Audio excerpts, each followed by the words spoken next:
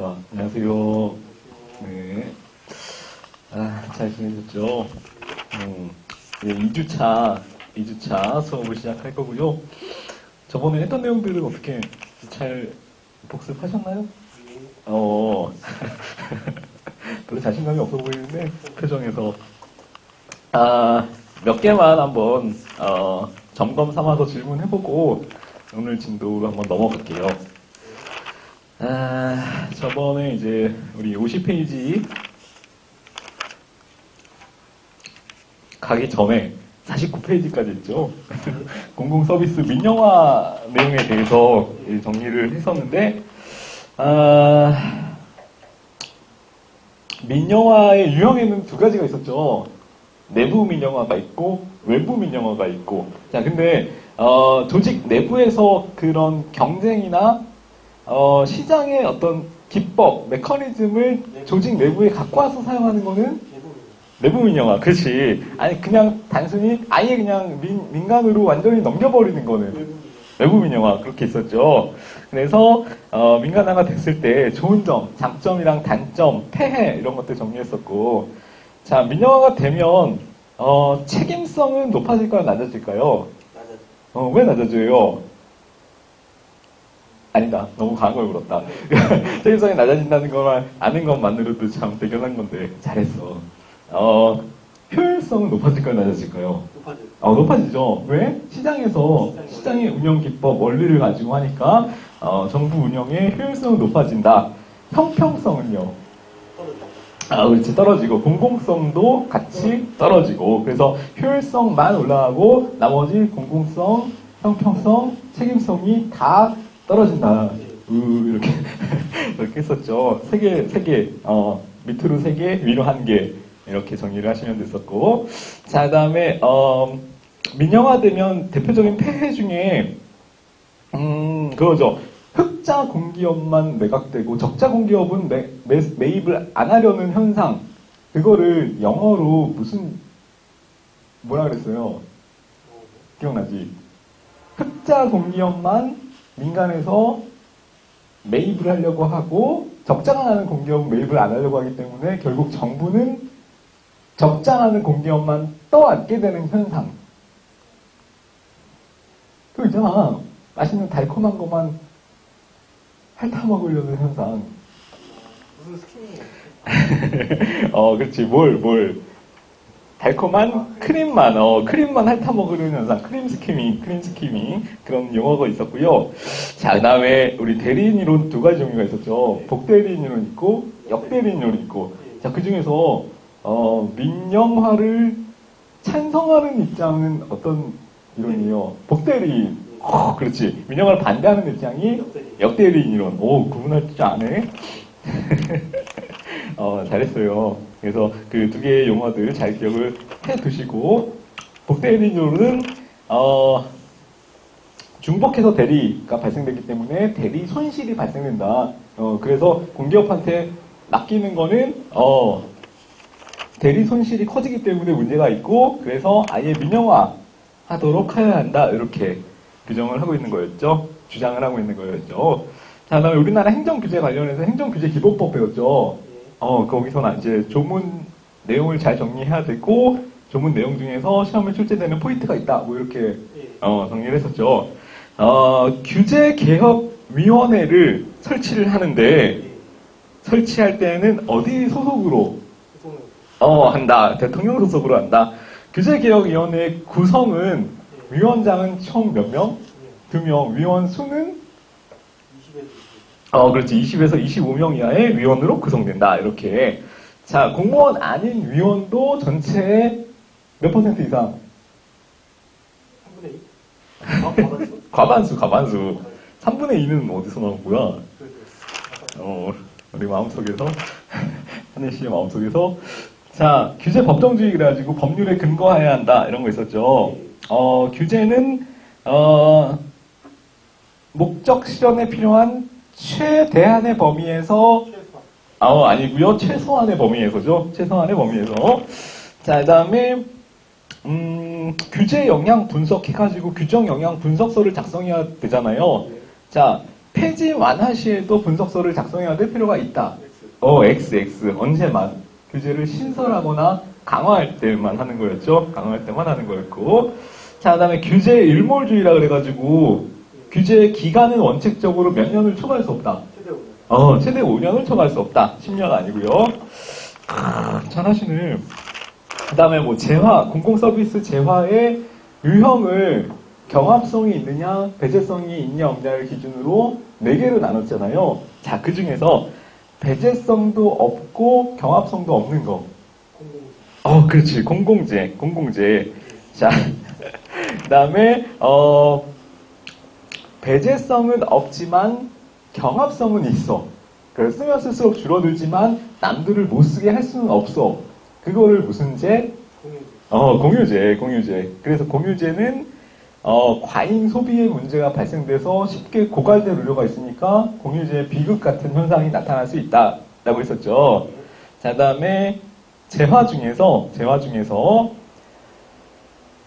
정부가 공급 안 하면 시장에 맡겨놓으면 자연 독점 현상이 나타나는 재화. 자연 독점 현상이 나타나기 때문에 정부가 개입해서 제공을 할 수밖에 없는 서비스. 그렇지. 요금제. 가만히 내버려 두면은 규모의 경제가 나타나서, 규모가 큰, 돈이 많은 소수의 기업 집단에서만 이 서비스를 제공할 수가 있고, 그래서 자연스럽게 독점이 나타나게 되고, 독점이 나타나니까 가격 설정자가 돼서 가격을 자꾸 올리려고 하고, 자, 그러니까 정부가 나서서 공기업 같은 조직을 만들어서 요금제를 제공할 수밖에 없다 했었죠. 자, 그 다음에 마지막으로 배제성도 있고 경합성도 있는 서비스. 그거는 시장제. 기억하시네. 잘했어요. 아직 안 까먹네. 아직 안 까먹었네. 다음 주 정도면, 다 까먹겠지? 자, 까먹지 마시고요. 그, 중간중간에 그 복습을, 그런 거 있잖아요. 누적 복습 그래가지고, 복습을 할 때도 전날 수업을 했었던 것만 복습을 하시는 게 아니고, 아시죠? 수업을 뭐 1, 2차 때 이만큼 했으면은 그 내용들을 이렇게 복습을 할 거 아니에요? 복습을 일단 해놓고 다음에 또 진도를 나가게 되면은 2주차 때 했던 진도를 포함해서 앞에 내용을 빠르게 또 한 번 복습을 하는 거예요. 그래서 이거를 이제 누적 복습법이라고 하잖아요. 이 내용을 다 같이 범위에 포함시켜서 복습을 하는 방식으로. 이렇게 하다 보면 어떤 효과가 있냐면은, 앞에 내용이 굉장히 나중에는 빨리빨리 정리가 돼. 그래서 이렇게 2주차치를 복습하면 2배가 될 것 같잖아요. 아니요. 이거는 이렇게 하면 나중에 1.5배, 나중에는 시간이 더 줄어서 1.3배, 뭐 이렇게 점점 배속이 늘어나서 금방금방 복습이 되니까 그렇게 정리를 해주시면 좋을 것 같아요. 네버만 그래서 이제 네버들 보면은 에빙하우스라는 학습 심리학자가 4회 독을 하면은 이제 단기 기억에서 장기 기억으로 넘어가기 때문에 완전히 내게 된다, 영구적으로 보존이 된다, 뭐 이렇게 주장을 했대. 근데 실제로 실험을 해봤더니, 임상 실험을 해봤더니 4회 갖고는 잘 안 돼. 보통 최소 5, 6회독에서 어떤 학생은 10회독 정도는 해야 머릿속에 남는다, 이렇게 얘기를 하더라고요. 저는 한 10회독 해야 된다. 사람에 따라 달라. 그래서 내가 한 10회독이 필요한 친구도 있어요. 그러니까 그냥 무조건 많이 복습하는 게 장땡이에요. 최고예요, 최고. 이렇게 정리를 해주시면 좋을 것 같아요. 복습 많이 하는 게 좋아. 그리고 왜 합격생들 보면은 그런 얘기 많이 하잖아요. 기출문제집 10회독씩, 최소한 10회독, 많게는 뭐 20회독도 했다, 뭐 이런 얘기 하잖아. 근데 그게 맞아요. 맞는 얘기고, 그 정도의 복습 학습량이 필요해. 그렇게 하다 보면은 나중에는 어떤 경제까지 이르냐면은 딱 보면 그냥 틀린 지문이 팍 하고 눈에 보이는 기적을 체험하시게 된다니까요. 자, 그래서 아직은 좀 그 단계까지는 이르긴 어렵겠지만 열심히 하면 돼.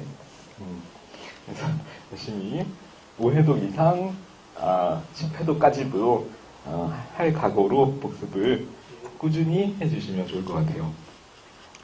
자, 오늘은 이제 공공서비스 혁신, 그래서 50페이지의 민간 위탁 부분부터 같이 보도록 하겠습니다. 우리 지난번에 공공서비스를 제공하는 공급 방식 4가지가 있었잖아요. 그래서 정부가 그냥 제공하는 건 일반 행정. 그 다음에, 정부가 제공을 하긴 하는데, 시장 형태로 가격을 형성해서 제공을 하는 거는, 책임 영역이라고 했죠, 책임 영역. 대답이 나오면 되게 뿌듯하다. 그 다음에 민간이 제공을 하긴 하는데 서비스의 책임을 정부가 지는 방식. 민간이 제공을 하긴 하는데 서비스의 그렇지. 공급 책임을 정부가 지는 건 민간 위탁이라고 했죠. 그 다음에 아예 그냥 시장에서 제공하는 거는 아니, 아까 우리 했던 거, 시장에서 그냥 아예 제공하는 거, 완전 민영화. 그래서 4가지가 있었죠. 다시 한번, 정부가 제공하는 일반 행정, 그 다음에 정부가 제공하지만 시장 가격으로 제공하는 책임 영역, 그 다음에 민간이 제공하고 책임은 정부가 지는 민간 위탁. 아예 그냥 시장에서 제공하는 민영화. 이렇게 4가지 공공 서비스 제공 방식이 있었잖아요. 자, 그래서 앞에 민영화 부분을 배웠고, 뒤에 이제 민간 위탁을 정리하는 거예요. 민간 위탁. 자, 그래서 민간 위탁이라는 건 의의는 앞에서 봤으니까 아시겠죠? 국가나 지방자치단체가 자기들의 사무를 민간에서 대신 수행하도록 위탁하는 거, 넘기는 거, 이렇게 얘기를 하는 거예요. 넘기는 거. 자, 근데 우리 이런 말 들어보셨죠? 아웃소싱. 아웃소싱이랑 민간 위탁은 어떻게 다른 거예요? 완전 같다? 비슷? 이런 관계에 있다고 더 볼 수 있죠. 비슷한데 약간의 차이점이 있어요. 자, 그거를 먼저 한번 읽어보시고 넘어갈게요. 여기 밑에 50페이지에 밑에 유사 개념과의 비교라고 되어 있죠. 아웃소싱은 기업의 내부 과정을 외부의 전문기관한테 위탁하는 걸 의미하는데, 자, 아웃소싱은 두 번째 점에 관련 과정의 일부를 대행하게 한다는 점에서 특정 분야의 서비스 생산 과정 전체를 계약하는 민간 위탁과는 구분돼. 이렇게 되어 있죠. 그러니까 정리하면은 민간 위탁은 전체를 다 위탁하는 거고요. 아웃소싱은 그 중에 그 생산 과정의 일부만 위탁하는 거고. 그게 차이죠. 두 개는 약간 유사한 개념일 수 있는데, 민간 위탁이 좀 더 범주가 넓은 거야. 이렇게. 전체를 다 얘기하는 거고, 아웃소싱은 일부만 얘기하는 거고. 전체를. 그래서 옆에 팁 보시면은 그림으로 되어 있죠. 크게 이제 A 공공 서비스를 제공할 때, 가나다라라는 전체 과정을 다 넘기는 거는 민간 위탁이라고 하고요. 전체 과정을 다 넘기는 거. 그 다음에 이 중에서 일부라만 넘기는 거를 아웃소싱이라고 하고, 이를 다 넘기는 거는 민간 위탁이라고 하고. 자, 그래서 이렇게 개념을 2개를 구분을 해주시면 될 것 같아요. 됐죠? 자, 그래서 이 개념 구분을 갖고 계시고, 그래서 이번에 특정 사업의 생산 과정 전체에 대해 계약 방식으로 위탁함. 그래서 전체를 여기 따옴표, 작은 따옴표로 표시를 해놓은 이유는 아웃소싱이랑 구분을 하기 위해서예요. 전체에 대한 계약 방식으로 위탁함. 이렇게. 자, 그 다음에 생산자는 민간 조직이 되는 거고, 정부는 이 민간 생산자한테 맡겼으니까 비용은 지불하고, 이렇게. 비용을 지불하는 주체는 정부라는 거죠. 정부가 비용을 지불하고 생산자는 민간 조직이 되는 거고 생산자와 비용을 지불하는 자가 달라요. 이게 굉장히 중요한 개념이에요. 생산자와 비용을 지불하는 자가 다르다. 시장 아예 민영화되어 있는 시장제랑 구분을 하면 어때요? 시장제에서 비용을 지불하는 자는 누구예요? 민간? 시장? 그렇지. 시장, 민간, 소비자. 소비자가 비용을 지불하잖아. 소비자가 비용을 지불하고. 생산자는 공급자, 기업. 이렇게. 자, 그래서 어쨌든 시장제의 경우에는 생산을 하는 사람이랑 비용을 지불하는 사람이 다 같은 시장 안에 속해 있는 사람들이잖아요. 근데 여기서 이제 민간 위탁을 했을 경우에는 민간 위탁은 비용을 지불하는 자는 정부고 생산을 하는 자는 민간이고 그래서 그렇게 이제 나뉜다. 생산자와 비용 지불하는 자가 다르다라는 게 굉장히 중요한 내용 요소 중에 하나예요. 그래서 그거 기억해 두시고 자 우리나라는 그래서 어쨌든 민간 위탁에 대한 내용을 정부조직법이나 아니면은 다른 근거법도 있어요. 행정권한 위임 위탁에 대한 규정에서 일반적인 기준을 정하고 있다. 이렇게 기억을 하시면 될 것 같고 자 그래서 밑에 보시면 그것도 조문이 있죠. 조문 자 정의는 그냥 읽어보시면 돼요. 민간 위탁이라는 것은 지방자치단체가 아닌 행정기관의 사무를 개인이나 법인 단체에 맡겨서 그 사람 명의 책임하에 행사하도록 하는 것을 말한다. 이거 그냥 읽어보시면 되고 밑에 11조에 보시면은 뭐라고 되어 있냐면은 두 번째 밑줄 쳐져 있는 부분 있죠. 국민의 권리 의무와 직접 관계되지 아니하는 이게 되게 중요해요. 이게 출제 포인트야. 국민의 권리 의무와 직접 관계되지 아니하는 그러니까 단순히 그냥 국민의 권리 의무와 상관없는 집행만 맡길 수 있다는 거고요. 국민의 권리를 제약하거나 새롭게 의무를 부과하는 거는 민간 위탁을 시킬 수가 없다는 거예요. 되게 중요한 거니까. 자, 그래서 민간 위탁의 대상이 뭐냐? 국민의 권리 의무와 관계없는 것만 단순 사무만 위탁할 수 있다요. 어떤 게 단순 사무냐? 밑에 단순 사실 행위인 행정작용, 권력적 작용 뭐 이런 거 말고 그 다음에 공익성보다 능률성이 현저히 요청되는 사무라고 되어 있죠. 자, 이거는 효율적으로, 능률적으로 운영하는 게 중요하고 공익성이랑은 별로 관련이 없는 거. 이런 걸 얘기하는 거예요. 자, 그 다음에 특수한 전문 지식이나 기술이 필요해서 민간이 하면은 더 능률적으로 할 수 있는 거. 그 다음에 국민의 생활과 직결된 단순 행정사무 이런 것들. 국민의 권리 의무와 관련이 있다 없다? 없다. 직접 관련되지 않은 거를 민간이 위탁할 수 있는 거예요. 자, 그래서 뭐 2번 같은 경우 이렇게 말을 바꿀 수 있겠죠. 능률성보다 공익성이 요청되는 사무. 이렇게 말을 바꾸면 틀린 거죠. 능률성이 요청되는 사무만 민간 위탁이 가능하다는 거. 자, 밑에 뭐 유사개념과의 비교 아까 봤었죠. 아웃소싱은 일부, 그다음에 민간 위탁은 전체.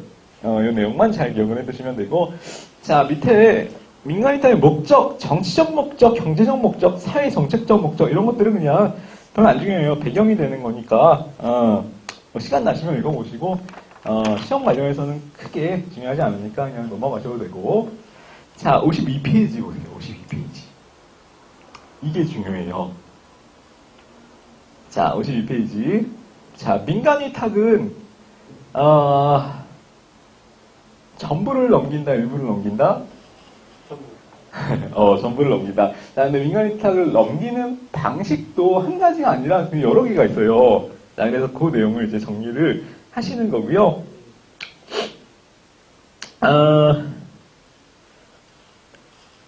그래서 민간 위탁의 다양한 방식, 그래서 옆에 뭐 이 사바스 이렇게 나와 있죠. 학자 이름이고요. 학자 이름. 사바스라는 학자는 행정학에서 굉장히 많이 나와요. 많은 부분에 이렇게 관여를 하고 있어요. 그래서 이런 학자들은 그냥 한번 익혀두시면 좋을 것 같고, 자, 1번의 민간위탁부터 한번 봅시다. 민간위탁.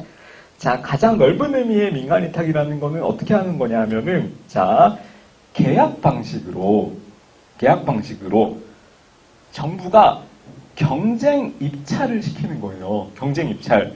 경쟁 입찰이라는 거는 뭐예요? 여러 개의 이렇게 업체들이 딱 있고, A 업체, 뭐 B 업체, C 업체, D 업체 이런 업체들이 쭉 있고, 이 중에서 제일 어떤 설비가 잘 되어 있고, 그 다음에 가격은 제일 저렴하고, 서비스 수준은 제일 높고, 이런 업체들을 선정을 하는 거죠. 요 여러 개의 어떤 후보군들 가운데서 경쟁 입찰을 시켜서 얘들 중에서 가장 적당한 업체를 선정하는 거. 그게 이제 경쟁 입찰의 방식이고, 민간 위탁을 할 때에는 경쟁 입찰을 어쨌든 통해서 민간업자와 계약을 체결해서 넘긴다라는 게 포인트예요. 자, 그래서 아까도 얘기했지만 책임은 정부가 지는 거고요. 이 서비스의 수준에 대한 왜냐면 이 업체를 선정한 것도 정부이기 때문에 이 정부가 제공하는 공공 서비스의 수준에 대한 책임은 정부가 지는 거예요. 책임은 정부가 지는 거. 그 다음에 생산은 당연히 넘겼으니까 민간에서 담당하게 되겠죠. 자, 그래서 다시 정리하면은 책임을 지는 거는 정부. 그 다음에 시끄러워. 책임을 지는 거는 정부. 책임지고 비용을 부담하는 것도 정부. 그렇지.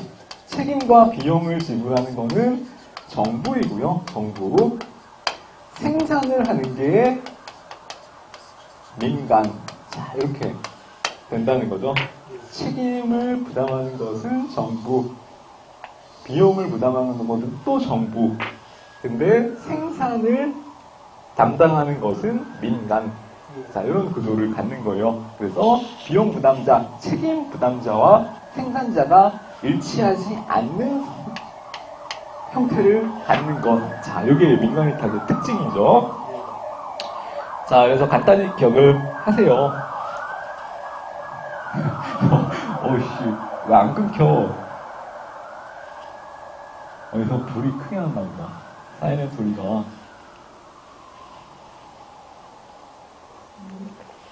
가을이라 건조해서 불이 잘 나나 봐.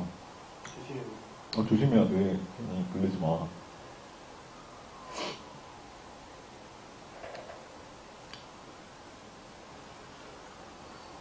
옛날에 뭐 여자친구랑 헤어지면 그 막 편지 같은 거? 사진 뭐 이런 거 있잖아. 다 모아가지고 불 태우고 막 이랬잖아. 안 그래봤나? 우리 때는 그거잖아. 핸드폰 사진 말고 찍는 사진도 많이 찍어서 옛날이라 그렇구나. 편지 같은 것도 있었고. 나 군대에 있을 때 여자친구가 있었어. 그래서 편지를 보내줬었단 말이야. 1말 때까지. 딱 1말 3초. 1병 마지막 고봉 성경 이제 1호봉 때 거의 다 깨지잖아. 되게 과학적이지. 그래서 되게 경제학적인 것 같아. 통계가 딱 있으니까 그때 다들 깨지더라. 그래서 선생님도 그때 깨졌어. 아무튼 그때 이제 한번 군대에서 불살랐지. 친구와의 편지. 그런 경험이 갑자기 생각나네. 자, 아무튼 불 조심하시고요. 그래서 민간위탁의 포인트는 이거예요. 정부가 돈 준다라는 게 포인트야. 생산은 민간이 하는 건 당연한데 돈은 정부가 준다라는 게 포인트고요. 그래서 그 내용을 기억을 하시면 돼. 뭐 얘는 읽어보시면 당연히 아시겠죠. 교통사업 같은 거, 건강 대민 서비스, 공공안전 서비스 같은 것들, 자, 이런 것들을 이제 민간에 위탁할 수가 있고요. 국민의 권리 의무와 직접 관계가 되어 있지 않다? 민간 위탁은 되어 있지 않은 단순한 사실행정 이런 것들만을 위탁할 수가 있다는 거죠. 이것도 마찬가지고. 자, 근데 밑에 보시면은 또 다른 형태가 있어요. 그게 뭐냐면은 면허라는 거예요. 면허. 다른 말로는 프랜차이즈라고도 해요. 프랜차이즈. 자, 그러면은 민간위탁은 아까 배웠듯이 경쟁 입찰을 해가지고 네. 계약을 해가지고 넘겨서 비용은 정부가 지고 민간업자가 생산만 담당하게 되는 거를 민간위탁이라고 했는데 예. 면허는 그럼 뭐냐 한번 봅시다.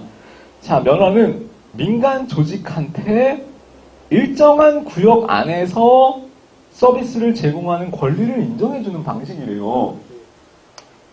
자, 여기 면허는 일정한 구역을 정해주고 이 안에서만 공공 서비스를 제공할 수 있는 게 면허. 다른 말로는 이제 프랜차이즈 이렇게. 자, 그러니까 이건 뭐냐면은 일정한 공간적 제약이 있는 거예요. 이 구역 안에서만 제공할 수 있는 특혜를 민간한테 부여를 하는 거야. 예. 이 구역 밖을 벗어나면 안 되는 거죠. 그리고 이 구역 외에 다른 구역에는 또 다른 면허업자가 있는 거고. 자, 그러니까 여기서의 포인트는 뭐냐면은 민간위탁이랑 가장 큰 차이점은 뭐냐면은 일정한 구역 내에서 일정한 구역이 키워드예요. 일정한 구역 내에서 서비스를 제공하는 권리를 인정해주는 방식. 그게 첫 번째 차이점이고요. 민간위탁과.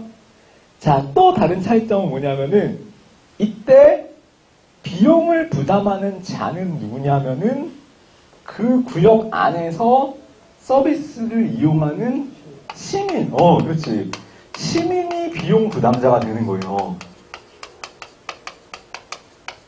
자, 요게 두 가지가 포인트예요. 자, 첫 번째, 일정한 구역을 정해놓는다.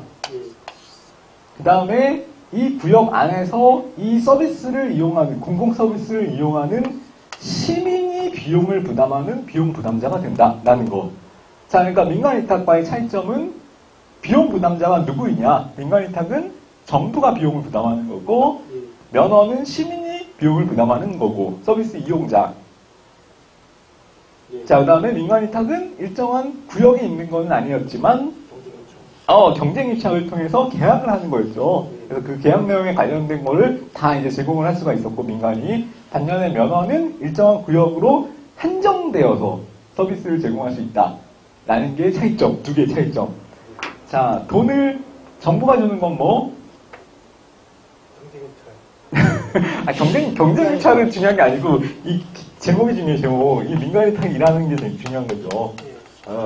민간위탁의 방식이 경쟁 입찰이라는 거고, 민간위탁이 일하는 게 중요한 거예요.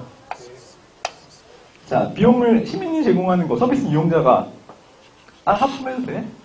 10번까지 봐줄게. 프랜차이즈. 자, 그 다음에, 일정한 구역이 있는 거는, 프랜차이즈, 면허, 프랜차이즈. 일정한 구역이 있는 거는 프랜차이즈. 경쟁 입찰은 민간위탁. 이렇게. 자, 이렇게 정리를 하시면 돼요. 그 다음에 3번 보시면은 옆에 오른쪽 페이지에 보조금이라고 되어 있죠, 보조금. 자, 보조금 뭐냐면은 그냥 이거는, 우리 좀 익숙한 거예요. 재정 혹은 현물을 지원하는 방식. 자, 그러니까 그냥 민간 조직한테 돈이나 물건을 지원해주는 방식이라는 거죠. 그래서 뭐 타가시설에 대한 보조, 타가시설 운영하라고 돈을 줄 수도 있고, 타가에 필요한 물품을 제공해 줄 수도 있고, 이런 것들을 해주는 게 뭐라고요? 보조금. 보조금이에요. 보조금. 자, 그 다음에 이거는 뭐 쉬우니까 읽고 넘어가시면 되고, 밑에 바우처도 시험에 많이 나와요. 바우처. 자, 바우처. 자, 이건 뭐냐면은 돈이나 물건을 제공하는 보조금이랑은 다르게 돈의 가치가 있는 쿠폰을 제공하는 방식. 자, 쿠폰이 키워드예요. 쿠폰. 자, 그래서 식품 구매권 뭐 이런 거 있죠. 그 돈은 아닌데 돈의 가치가 있기 때문에 그걸 가지고 식품을 사는데 사용할 수 있어요. 쿠폰을 받아서. 자, 그 다음에 뭐 무료 승차권, 도우미 서비스를 이용할 수 있는 쿠폰, 산모 도우미 서비스를 이용할 수 있는 쿠폰 뭐 이런 것들을 받아가지고 그걸 통해서 민간 부분의 공공 서비스를 이용할 수 있는 그런 거죠. 자, 근데 이게 이제 처음에 미국에서 처음에 시행이 됐단 말이에요. 쿠폰 제도가. 예. 자, 근데 어떤 문제점이 발생됐냐면은 사회 취약계층한테 쿠폰을 나눠줬단 말이야. 근데 이 사람들이 이 쿠폰을 가지고 뭘 했을 것 같아요? 현금이면 그나마 낫죠. 근데 이거를 가지고 거래를 하기 시작했어. 그래서 뭘로 바꿔서 주로 이용했냐면은 술, 마약, 이런 것들을 구매하기 위한 수단으로 이 바우처, 쿠폰을 사용을 하기 시작했다는 거예요. 자, 그래서 이거 문제점이 있구나. 이런 식으로 제공을 하는 거는 한계가 있다. 그래서 나오게 된 게 뭐냐면은 거기 밑에 플러스에 설명이 되어 있어요. 전자 바우처 제도라는 게 만들어졌어요. 전자 바우처 제도. 자, 그래서 처음에 이제 종이 형태의 쿠폰을 나눠줬다가 이게 자기네들끼리 암시장에서 거래를 하기 시작하는 단점, 폐해가 발생되어서 이제 좀 투명하게 관리할 수 있는 쿠폰을 제공을 해야겠다. 그래서 나온 게 전자 바우처라는 거예요. 자, 그래서 처음에 나왔던 게 종이 바우처, 그 다음에 나중에 나왔던 게 전자 바우처. 그래서 두 가지 종류가 있다라는 거를 기억을 해두시면 되고요. 거기 밑에 설명이 나와요. 플러스 부분에 명시적 바우처 그래가지고 구매권을 물리적 구매권 쿠폰을 부여하는 방식. 거기 안에는 종이 바우처가 있고 전자 바우처가 있다라는 거. 자, 그다음에 그게 이제 명시적 바우처라고 하는 거고요. 눈에 보이는 형태. 밑에 보면은 또 있어 종류가. 묵시적 바우처. 묵시적 바우처라 그래가지고 사람한테 어떤 카드나 쿠폰 이런 거를 제공하는 게 아니고요. 묵시적 바우처는 뭐냐면은 그냥 그 소비자가 어디 가서 공공 서비스를 이용할지를 스스로 정할 수가 있고요. 거기서 이용을 하면은 나중에 정부가 돈만 그냥 대신해서 갚는 거. 그거를 묵시적 바우처라고 하는 거예요. 쿠폰을 주는 게 아니고 나중에 돈만 정부에서 정산해 주는 거. 그런 걸 뭐라 그런다고? 묵시적 바우처. 그래서 바우처는 크게 나누면은 명시적 바우처랑 묵시적 바우처가 있고요. 명시적 바우처 안에 처음에 만들어졌던 게 종이 바우처.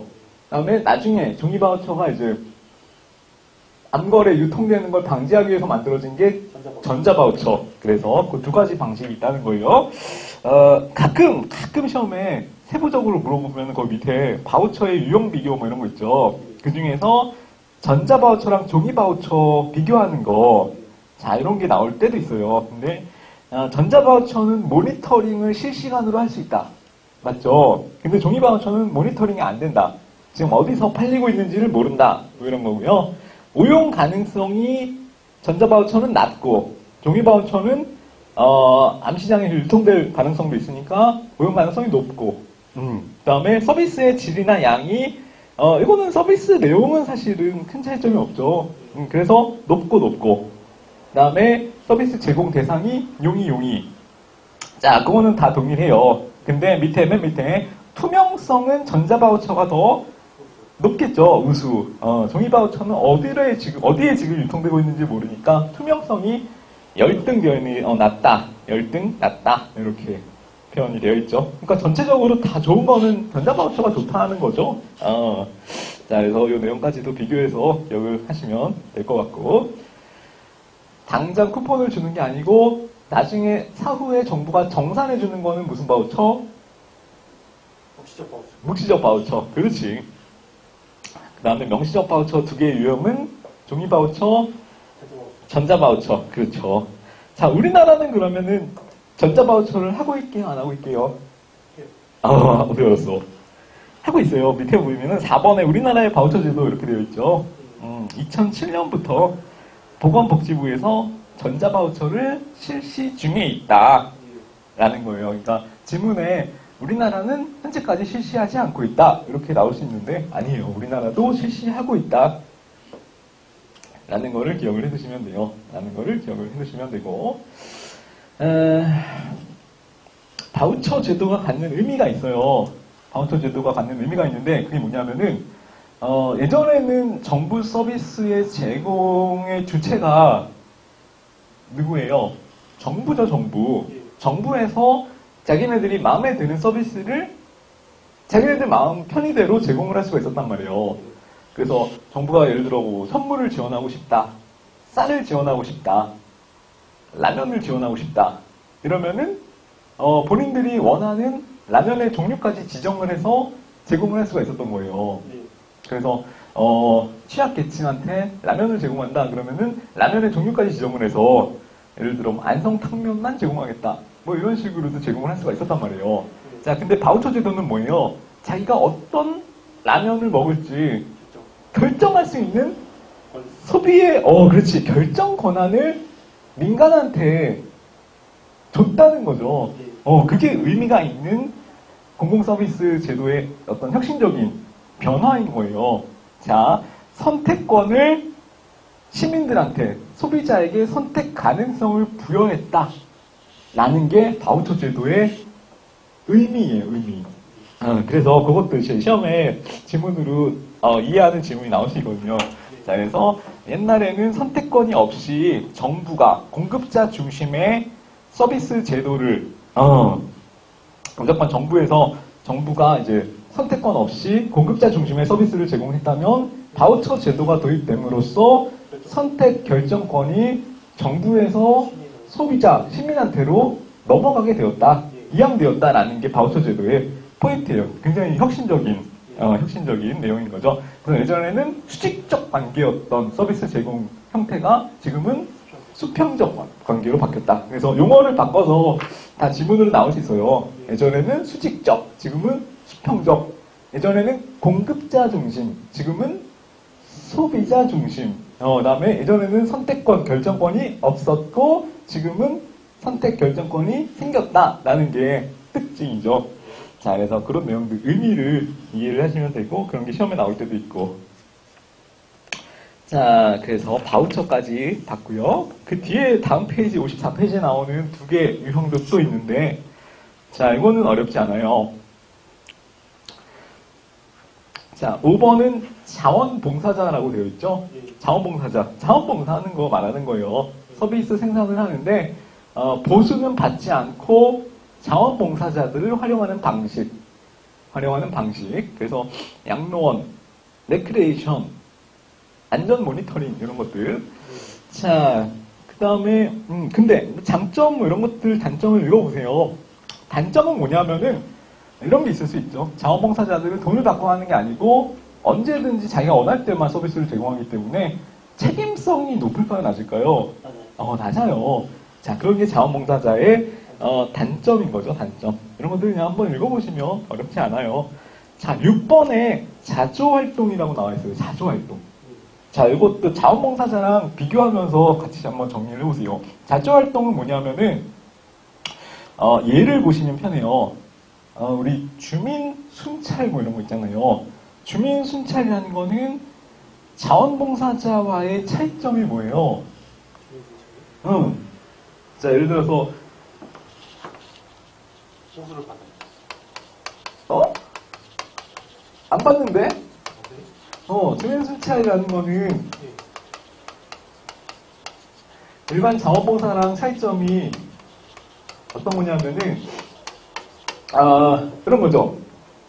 서비스를 제공받는 사람이 서비스를 제공하는 사람과 같아요, 달라요?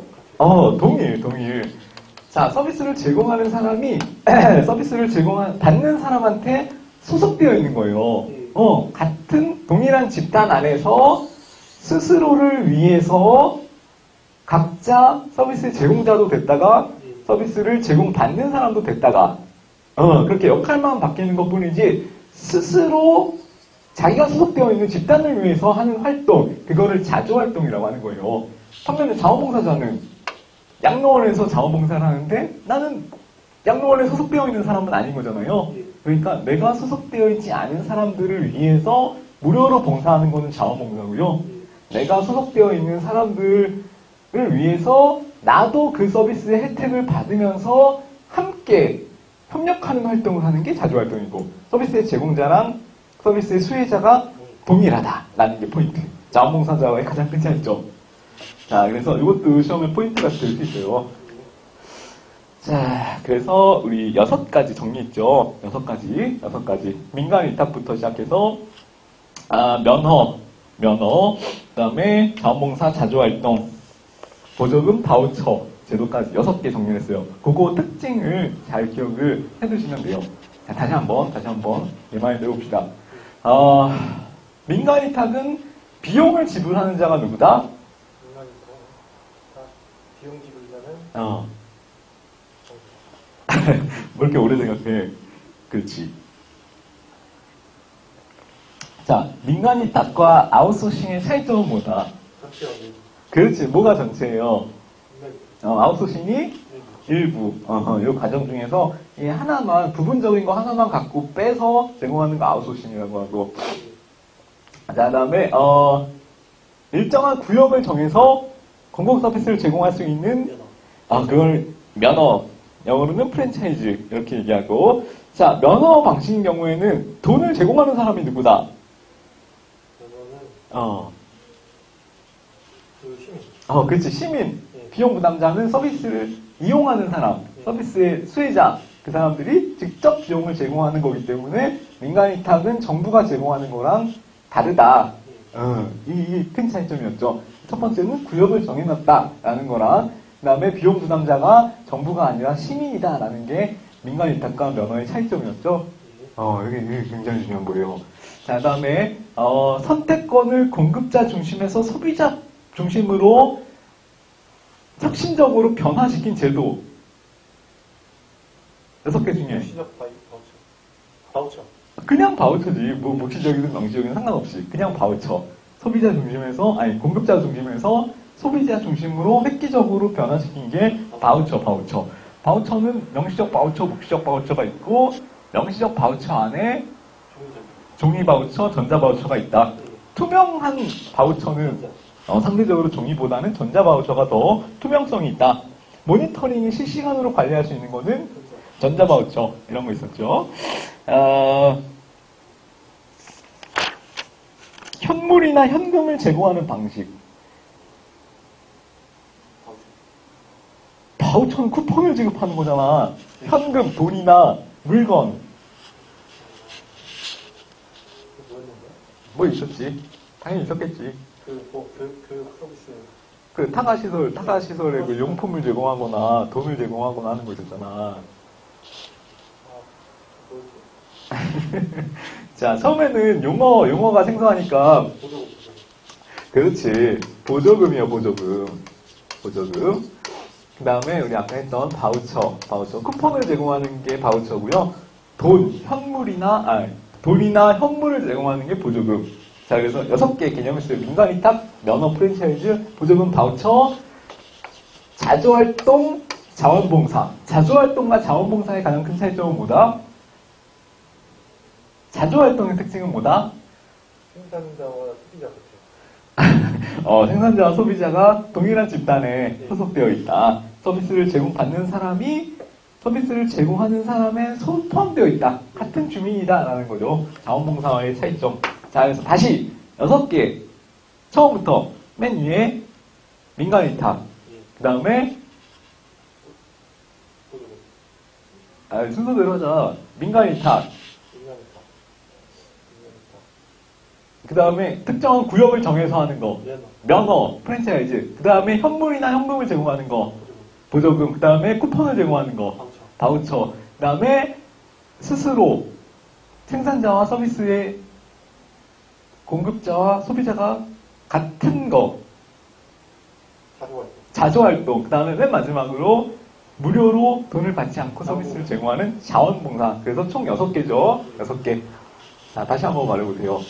처음에 민간 위탁. 그 다음에 일정한 구역을 정해서 면허. 그 다음에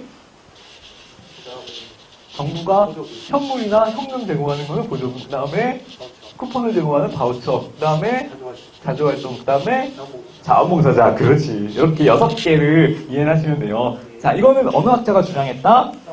사바스가 주장했다. 그렇죠. 됐어. 이 정도는 됐어. 오늘. 근데 이 표 안에 나중에 생산자랑 소비자 제공 방식이 이 안에 섞어가지고 이렇게 되거든요. 시장이고 배열 아, 그렇게도 그렇고. 그렇게까지는 아니고요. 이 안에 근데 이 안에서 안에서 물어봐. 이 안에서 바우처나 보조. 그렇지. 근데 만약에 그렇게 물어본다고 해도 사실은 어렵지 않아요. 요 앞에 52페이지의 표를 보시면은 생산자가 공공이냐 민간이냐로 나누는 거잖아요. 공공이냐 민간이냐. 근데 그 안에 정부자가 들어가는 거는 다 뭐예요? 공공이에요, 공공. 정부가 서비스를 제공하는 거는 그냥 일반 행정 방식인 거고요. 일반 행정 방식. 그 다음에 정부 간 협약이라는 거는 뭐 사무위탁이라 그래가지고 맡기는 건데, 그냥 정부자가 앞에 붙는다는 것만 일단 먼저 기억을 해두시면 되고, 자, 그 다음에 생산자가 공공이면서 민간, 시장의 방식으로 가격을 결정해서 장사하는 거 있잖아요. 그거는 정부 응찰이라고 되어 있는데, 요거는 아까 봤던 책임 경영이랑 같은 말이에요. 자, 그러니까, 생산자가 민간이면서 공공이 정부가 직접 제공을 하는 거. 그거는 뭐라 그런다고요? 책임 경영이라고 한다고.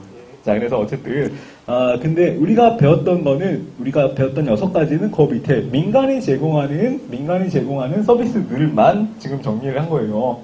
그러니까, 민간이 제공하는 서비스랑 공공이 제공하는 서비스, 이렇게 크게 나눌 수 있는데, 공공이 제공할 때에는 앞에 정부라는 표현이 반드시 붙는다라는 것만 잘 기억을 해두시면, 지문으로 나왔을 때 골라내기는 전혀 어렵지 않아요. 걱정하지 마시고. 그 뭐지? 처음에는 우리가 합격에 필요한 이제 적당한 점수를 받기로 했잖아. 그래서 처음에 볼 때는 굵은 거 위주로 일단 정리를 하시면 돼요. A급, B급 위주로 정리를 딱 하시면 못해도 80점은 맞을 수 있어요. 근데 만약에 학생이 영어를 못하잖아. 지금 다 이게 이 수업을 듣는 다른 모든 학생들에게 영어 못한다는 게 들키고 있어. 그래서 만약에 더 높은 점수가 이제 필요해지면은 그러니까 80점은 기본만 하면은 되는 거예요. 여기 나와 있는 이제 여기 S급부터 뭐 한 B급 정도까지만 잘 기억을 하면은 80점 무난하게 맞을 수 있어요. 근데 영어를 못하니까 미안. 90점 이상 이렇게 맞으려면은, 뭐 한 C급? D급까지는 사실 거의 필요는 없어요. 뭐 100점 맞을 것도 아니고. 그래서 이럴 때, 좀 더 나중에 보완해서 공부를 하시면 되고요. 처음에는 우리 또 시간의 한계도 있으니까 80점을 맞기 위한 S급부터 B급까지의 공부만 하시는 거예요. 먼저 이걸 먼저 해놔. 단단하게, 견고한 실력을 먼저 쌓아놓고, 그 다음에 여기 이렇게 좀 더 나중에 점수가 더 부족해, 더 높은 점수를 받고 싶어, 그때 이제 좀 뭐 보완을 해가지고 정리를 하시면 돼요. 왜냐하면은 처음부터 이거 다 하려고 하잖아. 그러면 하나도 기억이 안 남아. 그래서 얘부터 만들어 놓고 그 다음에 덧붙여 나가야 실력이 더 금방 늘어요.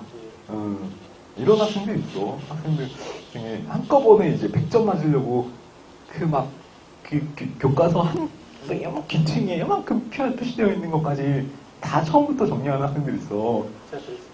근데 그러면은 점수가 안 나와, 진짜로. 아이, 왜 그랬어? 일단 이거부터 만들어 놓는 거예요. 그러니까 약간 양궁처럼 이거 하고 조금 더 살 붙이고 조금 더 살 붙이고 이렇게 해야 점수가 느는 게 보이고 정리가 되는 느낌이 들고요. 처음부터 다 하려고 들면은 이것끼리의 충돌이 생겨서 머릿속이 복잡해지기만 하고 정리가 안 돼요. 그랬지? 그게 시험에 떨어지는 유형이 있는데 그 중에 이제 제 대표적인 유형 중에 하나예요. 처음부터 다 하려고 욕심내는 학생. 제가 저번에 그러다가 12강까지 듣고 안 들었어요. 왜 그랬어? 중요도를 좀 이렇게 가려주셨어야지. 선생님이 잘못했네. 다 가르쳐 주셨으면 안 됐지. 선생님이 잘못했네. 자, 어쨌든, 그런 이제, 시험에 테크닉, 기술적인 게 있어야 필요해. 그래서 그런 것들은 틈틈이 물어봐. 제가 돼도 좋고, 다른 과목 선생님이 돼도 좋으니까, 물어보면서 하세요. 일단 거의 6가지 확실하게 정리를 정확하게 해놓으시면 되고요. 해놓으시면 되고. 자, 그 다음에 플러스 해가지고 민간 투자 유치 방식 54페이지에 있어요. 자, 이것도 중요하죠. 이것도 중요하죠. 자, 옛날에는 도로, 철도, 학교, 자, 이런 거를 사회 기반 시설이라 그래가지고, 다른 말로는 영어로 이니셜 줄임말로 SOC라고 해요. SOC. SOC. 소셜 오버헤드 캐피탈 그래가지고 사회를 덮고 있는 자본 그래가지고 사회 간접 자본 이렇게 표현을 하거든요. 자, 근데 이것들이 예전에는 이제 국가에서 무조건 제공을 해야 된다라는 인식이 있었는데 지금은 필요하다면 더 좋은 서비스를 제공할 수 있는 민간에서 요 사회 간접 자본을 구축하는 게 더 바람직할 수 있다라는 인식으로 바뀌게 된 거죠. 예전에는 국가가 이걸 다 제공해야 돼. 국가가 도로 다 깔고 철도 다 만들고 학교 다 만들고 했어야 됐는데 지금은 그거를 민간이 대신해서 투자하거나 서비스를 제공하는, 건설하고 운영하는 것까지 민간이 대체하게 됐는데 그거를 뭐라 그러냐면은 SOC에 대한 민간 투자 유치 이렇게 표현을 하는 거예요. 여기가 다 요금제 쪽. 요금제에서 만들어졌죠. 반드시 그렇진 않아요. 이거 좀 설명을 해드릴게. 자, 그래서 SOC 민간 투자 제도라는 거는 그렇게 해서 생겨나게 되었다.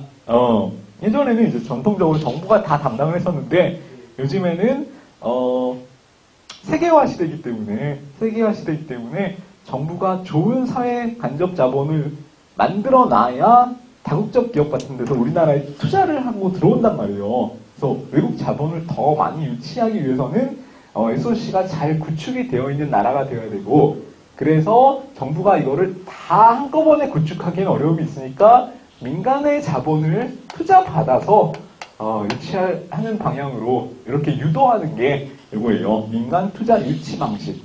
자, 그래서 이 개념을 일단 먼저 이해를 해놓으시면 되고, 자, 여기서 시험에 나오는 거 뭐냐면 이거 55페이지에 표 있죠. 추진 방식. 제가 이거 하다가 좋은 것 같아요. 진짜?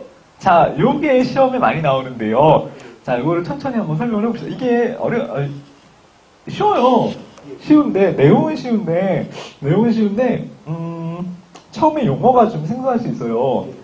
자, 추진 방식 그래가지고 4개 칸으로 나눠져 있을 거예요. 추진 방식. 맨 처음에 나오는 게 BTO 방식이고요. BTO 방식. 그 다음에 밑에 보시면은 BTL 방식 이렇게 나눠질 거예요. 자, 사회 간접 자본을 민간 투자를 받아서 유치해서 민간이 만들도록 이렇게 유치하는 방식. 크게는 4가지가 있는데 먼저 그 중에서 2가지만 같이 정리를 해볼게요. BTO 방식이라는 거는 뭐냐면은, 자, 영어 줄임말이에요. Build, Transfer, Operate. 자, 그래서 build는 뭐냐면은 이거는 민간의 돈을 받아서, 민간한테 돈을 투자받아서 민간이 직접 만들도록 하는 거잖아요. 사회 간접 자본을. SOC, 도로나 철도 같은 것들을 민간 돈으로 민간이 만들도록 하는 거잖아. 자, 그러니까 주체가 누구예요? 민간이에요, 민간. 민간이 처음에 하는 거야. 자, 빌드예요, 빌드. 민간이 건설, 빌드. 자, 그 다음에 트랜스퍼라는 거는 소유권을 자, 처음에 뭔가를 건설한 사업자가 그 소유권을 원래 가져요. 근데 민간이 갖고 있는 소유권을 트랜스퍼 누구한테? 정부한테 소유권을 넘긴다는 게 트랜스퍼예요. 자, 됐죠? 그럼 지금 소유권은 누구한테 있어요? 민간이, 넘겼다니까. 트랜스퍼. 정부한테 넘어갔지. 자, 다시 여기까지 정리할게요. 빌드는 생산을 누가 한다? 건설은 민간이 한다. 그 다음에 트랜스퍼는 소유권을 어디에서 어디로 넘긴다? 민간에서 정부로 넘긴다. 그러면 지금 현재 소유권은 누구한테 있다? 정부한테 있다. 자, 소유권이 넘어갔어요. 자, 그럼 O는 뭐냐면은 오퍼레이트. 운영은 소유권은 민간한테서 정부한테로 넘어갔지만 그거를 시설을 운영하는 거는 누가 한다면은 그대로 민간이 한다. 이 개념이 합쳐진 게 BTO라는 개념이에요. Build, Transfer, But, Operate. 자, 다시 한번. 민간이 건설해서 소유권은 정부한테 넘기고 대신에 소유권은 나한테 없지만 내가 운영해서, 경영 수입은 내가 갖고, 민간이 갖고 그게 BTO 방식이라는 거예요. 자, 됐죠? 자, 그래서 이거예요. 지하철을 만약에 민간에서 특정 자본이나 회사에서 의뢰를 받아가지고 건설을 하는 거야. 지하철을 건설을 해. B. 그 다음에 이 지하철을 소유권을 내가 갖지 않고 정부한테 넘겨줘. T. 그 다음에 지하철을 이용하는 사람들한테 지하철 이용 요금을 받아서 그 이용료를 챙기는 거는 누구예요? 민간. 오퍼레이트는 민간이 하는 거고. 그래서 그걸 합쳐진 개념이 BTO 방식이다. 이렇게 얘기를 하는 거죠. 자, 민간 투자 유치 방식 중에 민간한테 돈을 민간한테 투자를 받아서 민간이 직접 건설을 하게 만든 다음에 다만 소유권은 일단 정부한테 넘겨주고 그걸 운영할 수 있는 권리를 민간이 보유하도록 하는 거. 그게 BTO 방식이라는 거죠. 이해되시죠? 자, 그래서 민간 투자 유치하는 방식 중에 하나인 거예요. 4가지 방식 중에 하나인 거예요. 그럼 민간은 좋잖아요. 운영 수입은 내가 챙기고. 이건 사회 간접 자본이니까 소유권은 정부한테 그냥 넘겨주고 대신에 내가 투자한 만큼의 비용은 운영을 하면서 뽑아낼 수 있는 거죠. 그러니까 민간은 입장에서는 돈을 더 벌 수 있겠네. BTO 해서 내가 사회 간접 자본을 만들어야겠다. 이런 욕구가 생기겠죠. 그래서 이렇게 유치를 하는 거예요. 너는 소유권은 비록 우리한테 주고 소유권은 정부한테 주되 운영할 수 있는 권리는 너한테 줄게. 30년 동안 지하철 운행해. 이렇게. 그러면은 투자 의사가 욕구가 생기겠죠. 돈이 될 것 같으니까. 자, 그래서 이렇게 이 방식으로 유치하는 거를 무슨 방식? BTO 방식이라고 한다는 거죠. 자, 그러니까 요거는 수익 사업에 적합하겠어요? 비수익 사업에 적합하겠어요? 수익이 나는 수익 사업에 적합하겠죠. 수익이 나야 내가 운영하고 싶은 욕심도 생겨서 직접 돈을 들여서 건설을 하려는 의욕이 생길 테니까. 그래서 BTO라는 거는 돈이 많이 남겨먹을 수 있는 수익 사업일 때 적합한 투자 유치 방식이라는 거예요. BTO 방식은. 자, 그럼 BTL 방식은 뭔지 봅시다. B 뭐예요? 빌드. 민간이 건설한다는 거죠. 자, 주체는 민간이요. 민간이 건설하고. T는 뭐예요? 트랜스퍼. 그러니까 소유권을 옮기는 거죠. 넘기는 거. 민간이 건설해서 민간한테 있던 소유권을 누구에게? 그렇지. 이거는 다 민간과 정부와의 관계예요. 그래서 민간이 만들어. 그 다음에 민간한테 갖고 있던 소유권을 정부한테 넘겨. 자, 근데 딱 한 글자 다르죠. 얘는 오퍼레이트 운영이었는데 얘는 L. 그래서 리스예요, 리스. 리스라는 건 뭐냐면은 임차.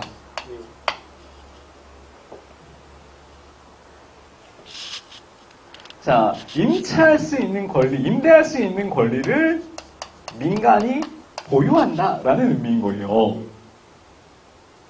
자, 아까는 수익 사업에 대한 운영권을 민간이 갖는 거였잖아요. 자, 이거는 운영권이 아니고 임대권. 그래서 뭐를 갖는 거예요, 민간은? 임대료. 임대료, 그렇지. 임대료를 받아가는 거야. 자, 요거는 돈이 막 많이 들어오는 수익 사업 말고요. 예. 돈이 별로 많이 들어오지는 않는 비수익 사업이 있을 거 아니에요? 비수익 사업. 자, 비수익 사업은 돈이 많이 안 들어오니까 그거를 민간이 아니까 투자를 많이 안 하려고 하겠죠. 그렇기 때문에 정부가 임차료를 지급받을 수 있는 권리를 민간한테 주면은 이거 임대료 계속 들어오니까 내가 건설을 하는 게 유리하겠네. 이런 생각을 갖고 민간에서 민간에서 건설하려고 돈을 투자하려고 한다는 거겠죠. 자, 그래서 얘는 운영하는 게 아니고 돈이 많이 나는 사업에 대해서 운영권을 주는 게 아니라 돈이 많이 안 나는 비수익 사업에 대한 임대료를 부여받을 수 있는 권리를 주는 걸 BTL 방식이라고 한다는 거예요. 이해되죠? 어렵지 않지? 그래, 이렇게 하나하나 천천히 분해해서 이해하시면 돼요. 자, BTO 방식은 다시 정리하면은 민간이 건설을 해서 소유권을 민간에서 정부로 트랜스퍼한 다음에 오퍼레이트, 운영할 수 있는 권리를 민간한테 줘서 이 수익이 나는 거를 민간이 가져갈 수 있도록, 회수할 수 있도록, 돈을 회수할 수 있도록, 자기들이 투자한 돈을 회수할 수 있도록 만들어주는 방식을 BTO 방식, 이렇게 한다는 거고요. BTL 방식은 민간이 건설하도록 해서 그거를 일단 소유권을 정부한테로 트랜스퍼 시킨 다음에, 다만 돈이 많이 안 나는 사업이니까 여기에 대해서 임대료를 민간이 계속 임대료를 받을 수 있도록 이렇게 배려해주는 그런 방식을 BTL 방식, 이렇게 얘기를 한다는 거죠. 자, 그래서 이것만 알면 돼요. 얘는 수익 사업에 대한 운영권을 주는 거고, 얘는 수익이 많이 안 나는 거에 대한 임대료를 받을 수 있는 권리를 주는 게 BTL 방식인 거고, 그렇게만 두 개를 큰 개념을 갖고 계시면 된다는 거예요. 자, 근데 여기 또 있죠. 중간중간에 또 다른 방식이 있어요. 그게 뭐냐면은 BOT 방식이 있고 BLT 방식이 있어요. 자, 요거는 순서만 바뀌었죠. 우리 개념은 똑같아. 그래서 한번 다시 정리해 봅시다. BOT 방식은 그러면 뭐겠어요? 빌드, 그렇지. 오퍼레이트, 그 다음에 트랜스퍼. 그러니까 뭐만 바뀐 거예요? 소유권을 정부한테 넘기는 시점만 바뀐 거잖아. 자, 다시 정리하면은 얘는 건설해서 민간에서 운영해서 수익을 다 뽑아 먹고 그 다음에 나중에 소유권을 넘겨주는 거예요. 소유권만 나중에 넘겨주는 거야. 두 개의 차이점은.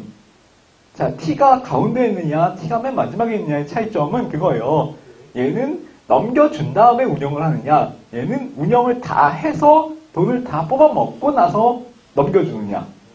그 차이라는 거죠. 자, 그 다음에 또 맨 마지막엔 뭐가 있어요? BLT가 있죠. 자, 이거는 뭐예요? Build and Lease. 그 다음에 Transfer. 이건 뭐예요? 건설해놓고 내가 민간이 그냥 알아서 임대해서 임대료 받아먹고 다 받아먹어서 내가 투자한 만큼의 임대료 수익을 다 챙기고 나서 그 다음에 정부한테 넘겨주는 거, 트랜스퍼 해주는 거. 그러니까 이 트랜스퍼의 순서만 바뀌었지 이 방식은 똑같죠. L은 건설해서 임대하는 거, L이 들어간 거는 건설해서 임대, O가 들어간 거는 건설해서 운영.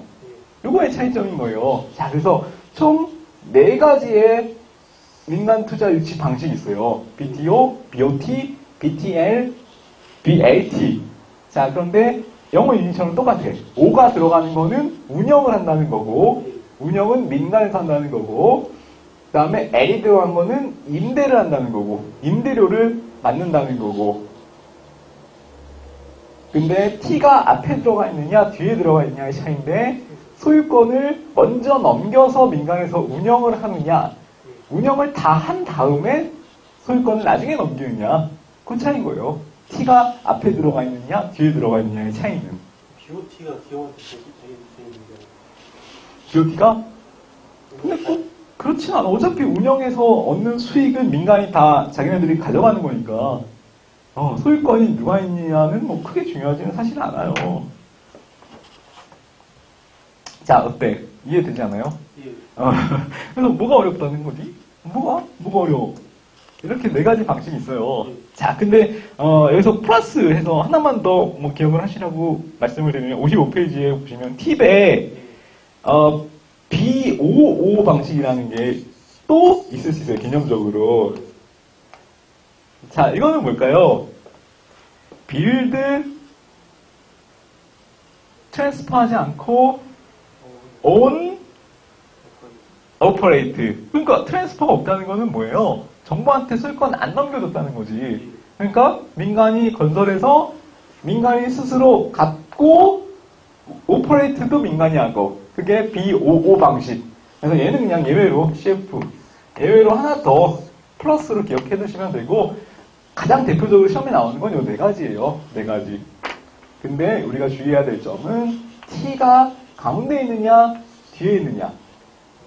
소유권을 넘긴 다음에 운영하느냐, 운영하고 넘기느냐의 차이인 거고, 그 다음에 O가 들어가 있는 거는 오퍼레이트, 운영하는 방식을 얘기하는 거고, 얘는 돈이 많이 들어오는 수익 사업을 할 때, 그때 필요한 방식인 거고, L은 리스, 그래서 임대료를 받아 챙기는 건데, 얘는 비수익 사업, 한꺼번에 돈이 많이 들어오는 게 아니라 꾸준히 꾸준한 수입을 원할 때, 그때 하는 방식이 L 방식의 투자 방식인 거고. 자, 됐죠? 이거는 개념만 알면 전혀 어렵지 않아요. 전혀 어렵지 않기 때문에 이 용어만 보고 겁먹을 필요가 없어. 내가 알지. 학생들이 이 용어만 보고 이게 뭐야? 막 이러면서 헷갈려 한다는 걸 아는데 전혀 어렵지 않아요. 행정학이 다 그래. 처음에 말만 어려워.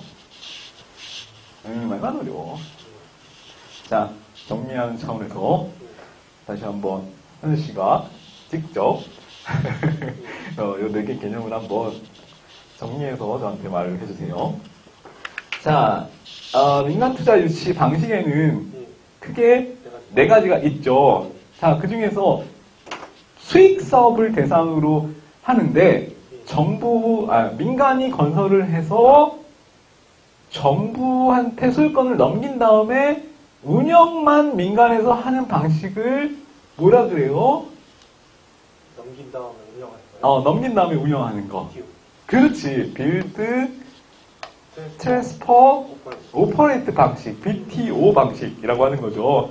얘는 수익 사업에 대해서 하는 거고.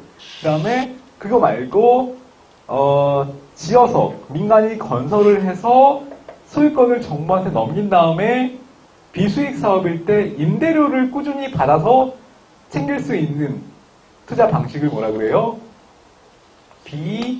다 B로 시작하니까 어차피 T? T. T. 발음이 문제네. BT 트랜스퍼 리스 L, BTL 방식. 자, 그 다음에 소유권을 바로 넘기지 않고 민간에서 건설해서 자기가 운영하다가 소유권을 나중에 넘기는 건 뭐라 그래요? BOT. 트랜스퍼. 소유권을 나중에 넘기는 거니까. 그 다음에 자기가 임대를 하다가 소유권을 나중에 넘기는 거는 BLT. 얘는 소유권을 나중에 넘기는 방식. 얘는 소유권을 넘긴 다음에 운영하거나 오퍼레이트 하거나 임대하거나 리스하는 방식. 자, 그래서 총 4가지 방식이 있다. 굳이 하나 더 덧붙이자면 BOO라 그래서 얘는 민간이 건설해서 소유하고 오운하고 오퍼레이트도 누가? 민간이 하고. 그래서 BOO. 얘는 정부와 관련이 없고 그냥 민간이 자기네들이 만들어서 자기네들이 갖고 자기네들이 운영하고. BOO 방식. 그래서 얘는 그냥 플러스로 알아두시면 되고 4가지가 중요한 거예요. 됐네. 뭐가 어려워. 큰 고민을 하고. 얘는 고비도 아니었어, 사실. 고비도 아니야. 자, 그래서 이런 것들이 있어요. 그래서 SOC의 민간 투자 위탁 유치제도라는 게 네 가지 큰 방식으로 나뉘어져 있다라는 거를 기억을 하시면 되고, 자, 뭐 정리할 게 없어요. 넘어가시면 되죠. 56페이지에 이거 하나만 더 보고 잠깐 쉽시다. 자, 사회적 기업이라고 되어 있죠. 사회적 기업. 이것도 시험에 나와요, 종종. 사회적 기업이라는 말 들어봤어요? 예. 뭐요? 공공성이 있는 사업을 민간에서 공공성이 있는 사업을 민간에서 왜 하는 거?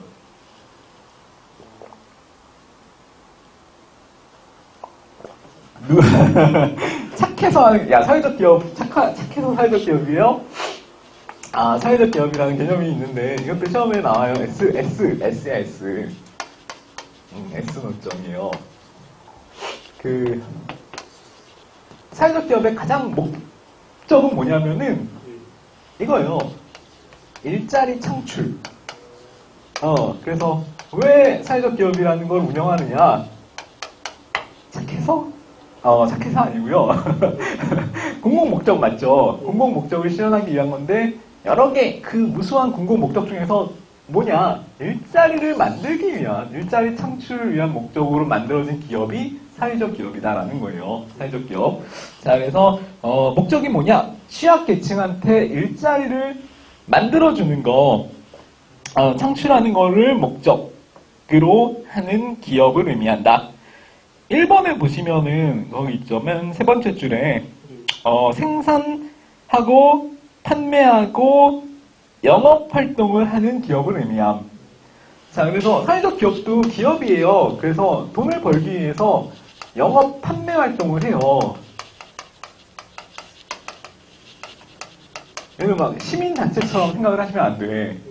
그냥 뭐 모여서 뭐 논의를 하고 뭐 주장을 하고 이런 것만 하는 게 아니고요. 기업이기 때문에 실제로 영업하고 판매하는 활동까지 같이 한단 말이에요. 뭘 목적으로? 일자리 창출을 하기 위한 목적으로. 자, 그래서 사회적 기업을 만드는 이유는 취약계층한테 일자리를 제공하기 위해서 하는 거고요. 기업이기 때문에 생산, 판매, 영업 활동까지도 다 같이 하는 기업 얘기하는 거고. 자, 이거를 만들기 위해서 2번에 보시면은 사회적 기업 육성법이라는 법이 있어요. 2007년에 만들어진 법인데, 자, 이거를 제정해서 근거법으로 시행하고 있고, 자, 사회적 기업은 어쨌든 일자리 창출을 위한 밑에 주요 개념 기역에 보시면 있죠. 사회적 기업은 일자리 창출을 목적으로 하는 거고, 밑에 세 번째 줄에 보시면은 영업 활동을 하는 거고, 그 다음에 인증을 받아야 되는데 반드시 누구의 인증을 받아야 되느냐면은 고용 노동부 장관의 인증이 필요함이라고 되어 있죠.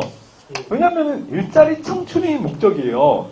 고용이 목적이라는 말이죠. 그래서 인증을 해주는 주체도 고용노동부 장관이에요. 고용노동부 장관. 자, 그 다음에 사회적 기업이 있고요. 그 밑에 니은에 보시면은 연계기업이라고 되어 있죠. 연계기업. 연계기업은 뭐예요? 거기 정의가 있죠. 사회적 기업, 특정한 사회적 기업에 대해서 돈을, 재정을 지원해주거나 경영을 자문해주는 등 다양한 지원을 해주는 기업. 그러니까 연계기업은 얘한테 지원을 해주는 거예요, 지원. 지원을 해주는 기업을 연계기업이라고 얘기를 한다는 거죠. 그리고 두 번째 줄에 보시면 이런 표현을 좀 잘 받으세요.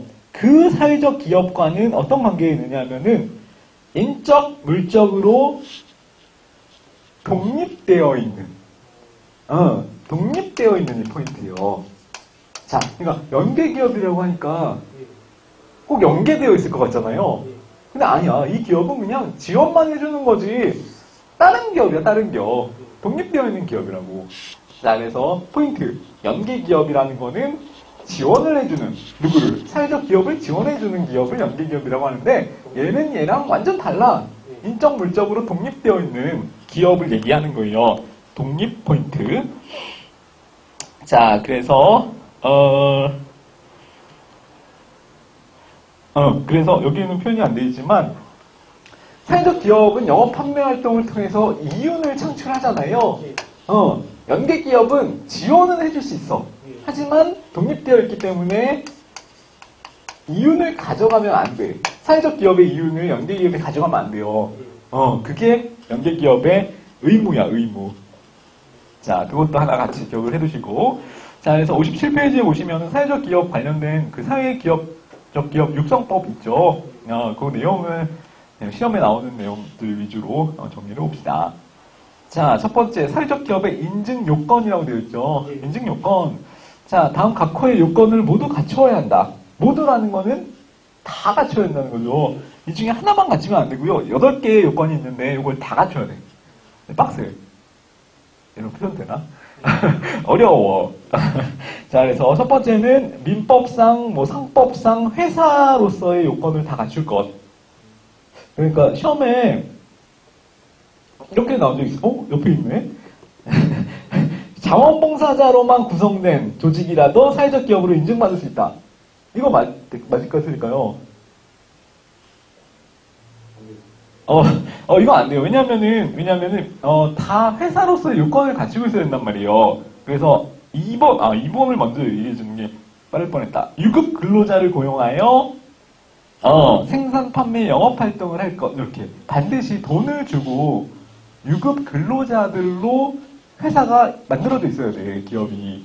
그래서 자원봉사자만으로 활용해서 사회적 기업을 운영해서는 절대로 안 되는 거고요. 왜? 이 사회적 기업의 목적은 뭐예요? 일자리 창출. 일자리는 돈을 받아야 일자리지. 자원봉사자로만 만들어졌으면 일자리야, 그게? 아니에요. 왜냐면 취약계층을 위한 일자리 창출이 목적이기 때문에 이 사람들한테 반드시 급여를 줘야 돼요. 유급 근로자로서 일하도록 만들어줘야 일자리를 창출한 것이 되는 거잖아요. 돈을 안 주면 일자리 창출한 게 아니지. 열정페이 이런 거는 일자리라고 안 해요. 자, 그래서 유급 근로자를 고용할 것. 그래서 자원봉사자로만 활용하여 이런 표현도 나오는데 종종 나오는데 이건 절대 아니고요. 자, 밑에 3번은 그냥 읽어보시면 되고, 지역사회에 공헌함으로써 삶의 질을 높이는 등, 이런 것들은 당연한 내용이고요. 자, 그 다음에 4번에 서비스 수혜자, 근로자나 이해 관계자가 참여하는 의사결정 구조를 갖출 것. 이건 수평적, 수직적. 수평적. 민주적인, 수평적인 의사결정 구조를 가질 것. 이것도 포인트예요. 참여하는 의사결정 구조를 갖출 것. 자, 그 다음에 5번 읽어보시면 되고, 6번 정관이 있을 것 당연한 내용이고, 자, 7번 숫자가 있어서 이거 시험에 나올 수 있어요. 이윤이 발생한 경우에는 이윤의 3분의 2 이상을 사회적 목적을 위해 사용할 것. 이윤의 3분의 2 이상을 투자를 하는 게 아니라 사회적 목적을 위해서 사용할 것. 자, 이걸 어떻게 바꾸겠어요? 이윤의 50% 이상을, 2분의 1 이상을, 이렇게 바꾸죠. 바꿔, 진짜로. 근데 아니에요. 2분의 1 이상 아니고, 50% 이상 아니고. 반드시 3분의 2 이상을 사회적 목적을 위해서 사용할 것. 요거. 자, 이거 포인트니까 이거 잘 기억을 해두시고, 사회적 목적을 위해서 사용할 것. 자, 그 다음에 밑에 보시면은 운영 주체별 역할 책무 있죠. 이것도 1, 2, 3번은 좀 읽어보세요. 일자리 창출을 위해서 필요한 시책을 종합적으로 추진하여야 한다. 그 다음에 지방자치단체는 국가도 마찬가지지만 지원 시책을 수립해야 된다. 그다음에 사회적 기업은 재투자를 위해서 노력해야 된다. 여기까지는 그냥 읽어보시면 되고요. 4번 밑줄 쳐져 있는 부분 있죠. 자, 이거 아까 설명드린 내용이에요. 연계 기업은 사회적 기업이 창출하는 이익을 취할 수 없다. 왜? 어떻게 되어 있으니까 인적, 물적으로 독립되어 있고 지원만 해주는 게 연계 기업의 역할이니까 사회적 기업이 창출한 이윤을 얘가 취할 수 없다. 이렇게 규정을 엄격하게 하고 있는 거예요. 연계기업이 야 우리가 지원해줬으니까 너의 판매 수익의 일부를 우리한테 좀 넘겨야 되는 거 아니야? 이렇게 얘기할 수 있잖아.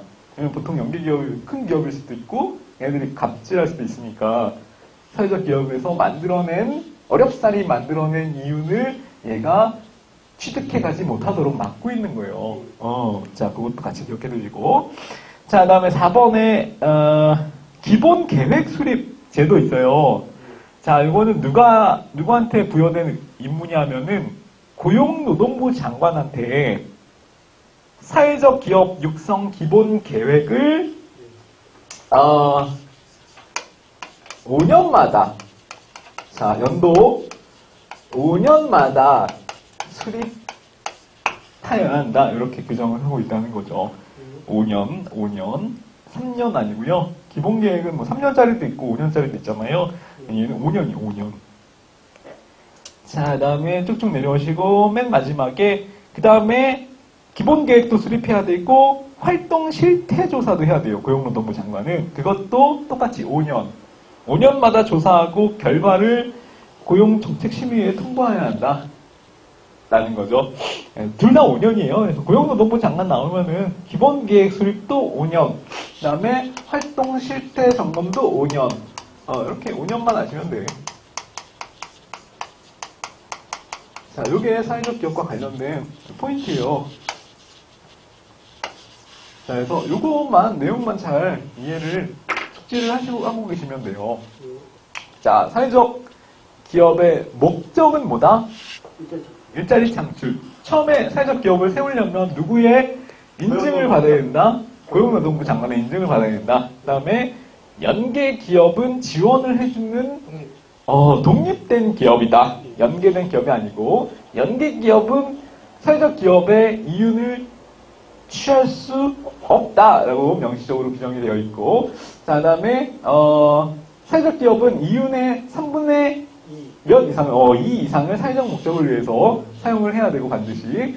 자, 그 다음에 고용노동부 장관은 몇 년에 한 번씩 기본 계획과 활동 실태를 조사해야 된다. 반드시 5년에 한 번씩. 이렇게 기억을 해야 되고, 그 다음에 사회적 기업은, 반드시 자원봉사자가 아닌 유급 근로자를 고용해서 사용해야 된다라고 규정을 하고 있다는 것까지 같이 기억을 하시면 되죠. 그게 다예요.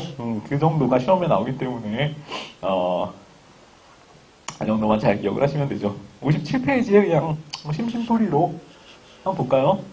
밑에 맨 위에는 봤죠. 자원봉사자로만 구성된 거는 인증받을 수 없다 했고, 밑에 사회적 기업은 이익을 연계 기업에 배분할 수 있다.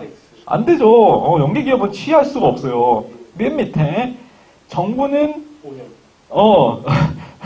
5년마다 활동 실태를, 매년이 아니고 5년마다 활동 실태를 조사하면 이렇게. 그냥 시험에 나오는 포인트만 잘 정리하시면 돼요. 그래서 한 여기까지 하시고, 이거 또 물어볼까? 자신 없어 하니까. 아니야. 좀 쉬는 시간 지나고 나서 10분 있다가 기억하고 있는지 또 물어볼게요. 일단 잠깐 쉬었다가 또 봅시다. 저거 뭐야, 저거.